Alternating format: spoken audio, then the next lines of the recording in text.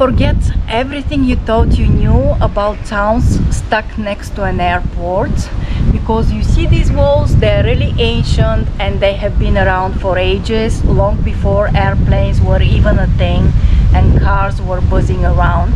So we are not just talking about any town close to an airport, we're talking about Swords, and I have a really soft spot for Swords because I lived for nearly 7 years in this lovely town. And in today's video I would like to walk you around and show you some of its best places. So let's get started. The first place I want to show you is Ward River Valley Park. It's a long narrow park running along the Ward River just south of Swords town. The park is 89 hectares or 890,000 square meters in size and stretches from the town center of Swords all the way to Knox Hidden Bridge. There are some nice spots where you can stop to enjoy the views, have a picnic or play tennis and sports. Today I will be passing through the park to get to the historical part of Swords. I won't be focusing too much on the park itself because I also want to show you the rest of the interesting places to visit.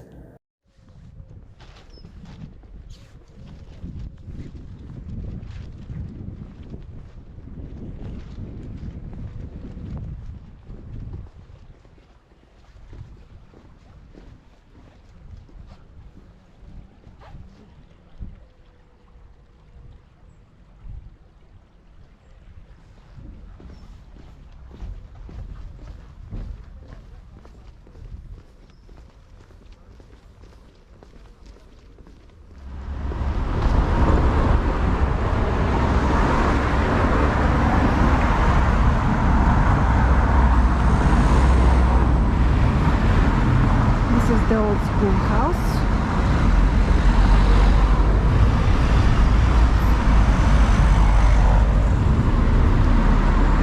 I'm going to stop here and show you better. The building you're about to see was originally built in 1834 as an infant school for the Old Borough School, which opened on Main Street in 1809. The old schoolhouse was converted into a pub in the 2000s and today it's considered the best pub in town. They even built a modern extension next to it to accommodate more customers. I've been to this pub hundreds of times and this time I went in specifically for the sake of this video. I wanted to show you the authentic atmosphere, but unfortunately it was a Sunday and the pub was full, so I couldn't show much, just the view from my table.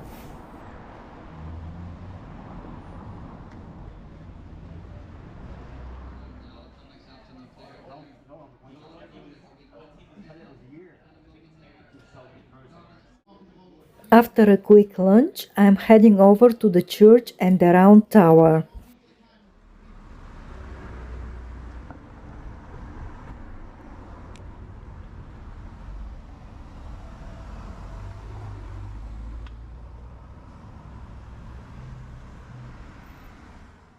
The tower dates back to the 9th century and is built on the site of an old monastery founded by Saint Columba around 560 AD. The tower is said to have held the remains of Irish hero Brian Boru after the Battle of Clontarf in 1014 before they were taken to his final resting place. The tower is about 22 meters tall with thick walls, 5 floors and a modern entrance built at ground level.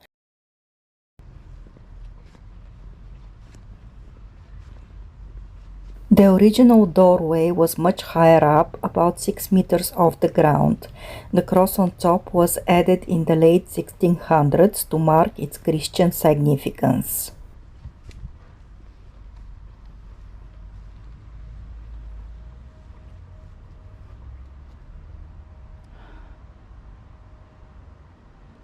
Yeah, this is actually the spot where the first settlement was established by Saint Columba. And as soon as he established this settlement, he needed water, so he blessed a well, and when he blessed this well, crystal clear water sprang out of it. And this is how the name of Swords came, because swords in Celtic means crystal clear water, and it was actually named after the water coming from this well. If you walk down the hill, you will notice a lot of construction going on. I read somewhere that during the building of these new structures, they actually discovered an ancient well, but instead of saving it, they just buried it under the new buildings.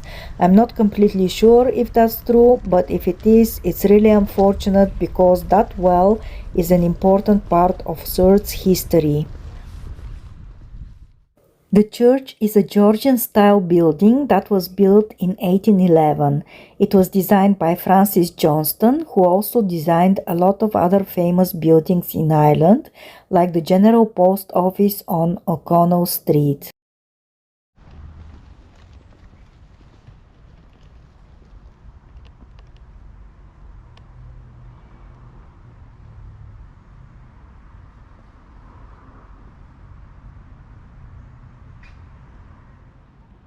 The white building on the other side of the street is the old borough Wetherspoon. Right now it's a small hotel and pub, but like I said earlier, it used to be a school back in the 1800s.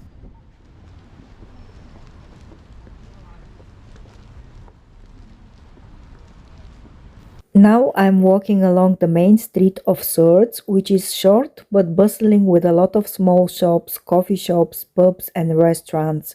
Our next stop will be Swords Castle. But first, let me tell you a little bit about Swords itself. A while back it was more like a suburb of Dublin, but now it's grown into a busy town. While the official number from 2022 was about 40,000 residents, I believe the population has actually grown to around 100,000 people today.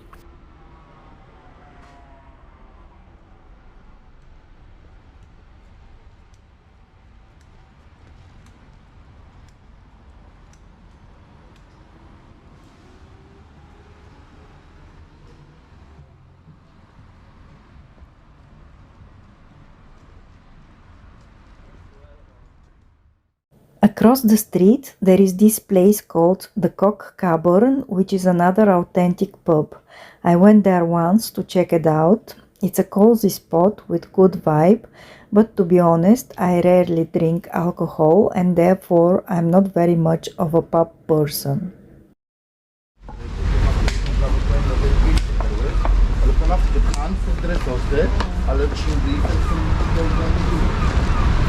And this is another restaurant, Betsy. We're now heading to the castle, which is at the bottom of the street.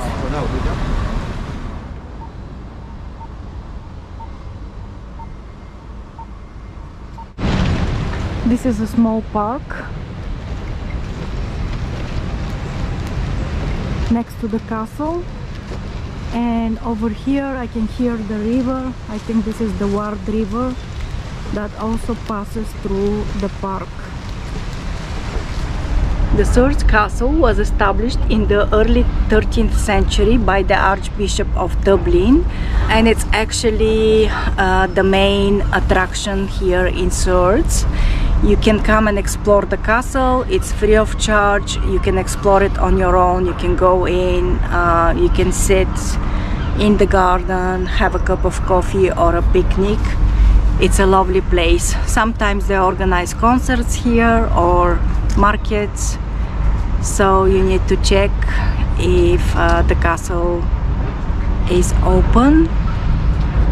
It's mainly open during the week because if there are any concerts, they usually take place during the weekend.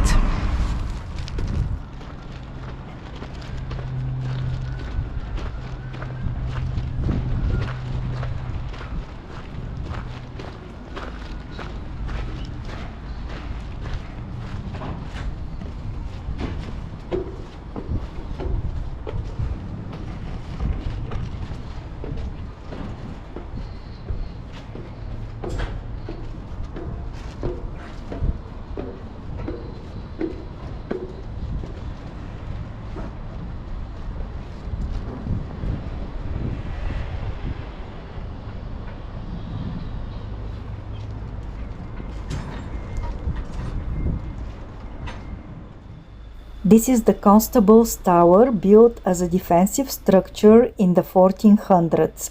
From here, you can get a nice view of the chapel and the gatehouse.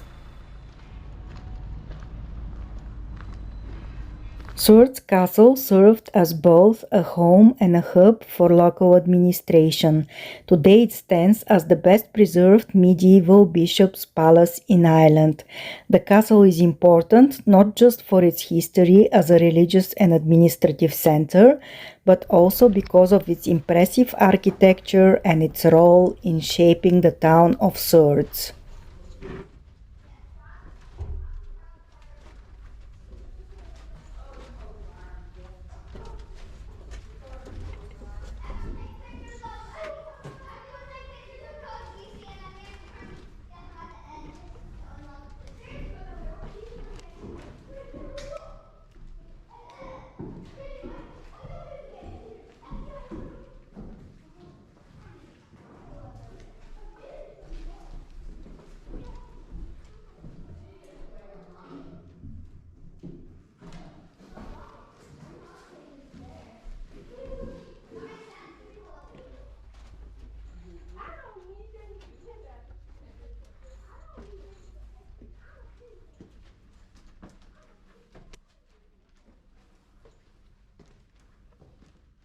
Recent excavations have found an ancient burial site where the castle now stands, dating back to the 11th century. The site is not open to the public, but researchers have learned a lot about what was there a long time ago. These discoveries help us understand Ireland's past and the origins of swords.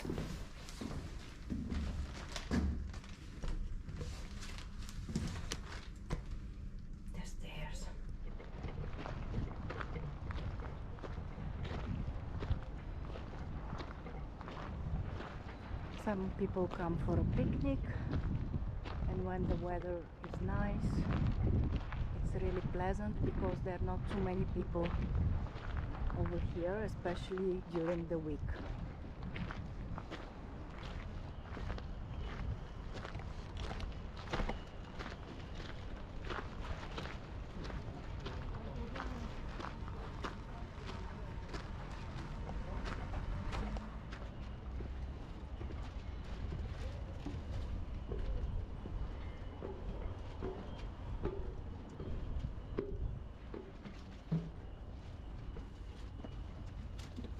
When you walk into the gatehouse, it is believed that the first floor was probably used as a waiting area and the top floor was the archbishop's room, but this might not be completely accurate. The castle was mainly a fortress and a home, and the way the rooms were used could have been different. This is an old chair, really old furniture, and from here you can see the main street of Swords.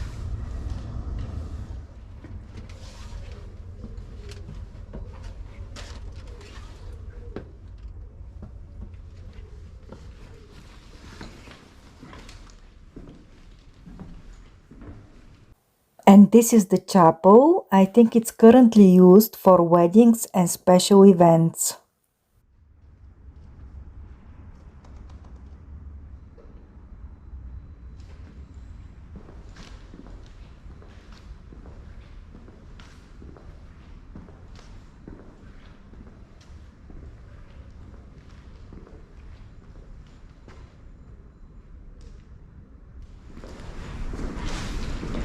Very nice details.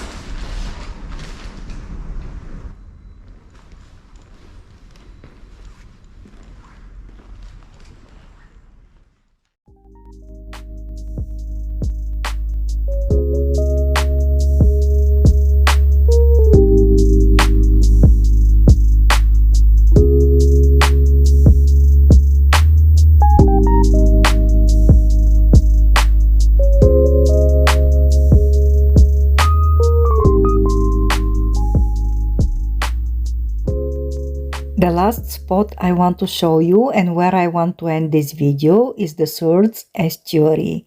It's a fantastic place for bird watchers, especially if you love swans. I couldn't get to the other side because it's mainly reachable by car, but I did manage to see these two swans up close.